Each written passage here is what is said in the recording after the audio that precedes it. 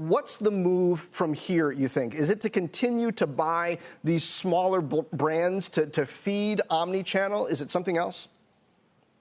I think it's bringing in the DNA. I mean, I think that great stock run, if you look at it, around the time of the Jet acquisition, that's when that started to take off. And what happened?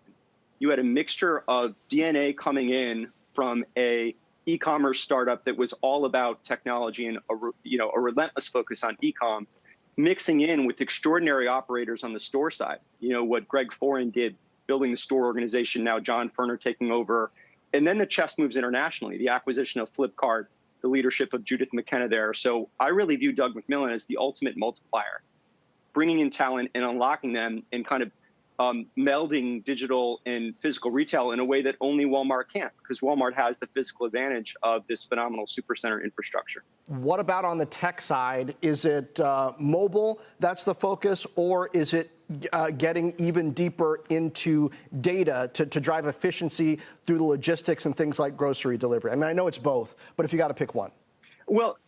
Well, look at the success of online grocery pickup. What you see there is a marriage of the unfair advantage of having, 4,000 plus supercenters with, the power of the technology teams across both web and mobile. And that's something that only Walmart can do, right? Because of that infrastructure of the stores. And so I think where we're seeing strength is where they're marrying technology DNA and focus on mobile product development with the asset that has been in place for a long time and where Walmart's number one.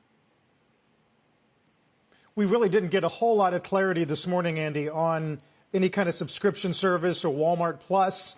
There's been a lot written about, in very vague terms, what that could be. But do you see something that would come close to what Prime has become?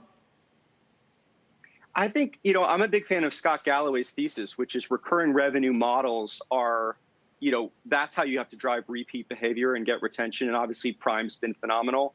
I think that as Walmart responds, it's going to be formidable. I mean, to make a weird analog, look at Disney Plus, right? As people have seen the power of taking an enduring brand and marrying it to, an easier way for consumers to continue to engage, I think it's inevitable that Walmart will do great things. And I think it's about the community as well. I don't know if you noticed they're turning their parking lots into drive-in movie theaters, right? And so, yes, building community in ways that I think Walmart is unique. I mean, look what Walmart did for hurricane relief. This is one of the most benevolent actors on the corporate stage. And you see it with Doug's leadership of the CEO roundtable now, where I think he's chairman. Yeah.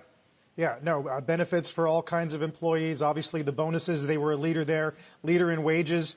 The only other thing, Andy, is inventories. I mean, sales were so strong, but inventory down 7. Do you worry about the prospect of further supply chain congestion going into the back few quarters of the back quarter of the year, especially going into back to school? I'm not smart enough to comment on that, but I know that there are people who are there. And the focus on inventory, while I was at Walmart and thoughtful inventory management, with the challenges of e-commerce supply chain and logistics, no doubt it's going to be, increasingly complicated. But I couldn't be more confident in the people there and them tackling those challenges.